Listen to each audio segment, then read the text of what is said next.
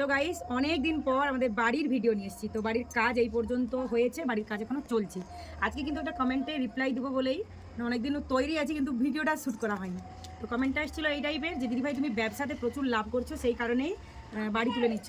আর কমেন্টটা একজন ভাই করেছে, তো সিরিয়াসলি কিন্তু কমেন্টটা করে, কিন্তু কমেন্ট করেছে মজার ছলে। বেশ ভালো লাগছে কমেন্টটা আমার। তো তোমাকে বলি, তোমার কমেন্টটা আমার খুব ভালো লেগেছে। তোমাকে বলি, ব্যবসা কিন্তু লাভের জন্যই ব্যবসা, যতজন ব্যবসা করছে লাভ করার জন্য, কি তাই তো? আর আমি যদি ব্যবসা থেকে কিছু হেল্প করতে পারতাম আমি খুব খুশি হতাম, মানে আমার থেকে আমার মতো অত কেউ খুশি হতো না, এইরকম ব্যাপার। তো আমি কিন্তু এখনও সেরকমই জায়গায় আসিনি যে ব্যবসার টাকা নিয়ে বাড়িতে লাগাবো। আর ব্যবসাটাও জানো আমার লোনের ওপর। তো এই যে বাড়িটা হচ্ছে সম্পূর্ণ আমার ভাসুর আর তোমাদের দাদাভাই টাকা কিছু নিয়েছে, লোন হোক যে হোক যেখান থেকে হোক। এই ছাদ লেভেল পর্যন্ত হয়তো হবে বাড়ি, আর ছাদ হবে কিনা কিন্তু বলতে পারবো না। আর বাড়ি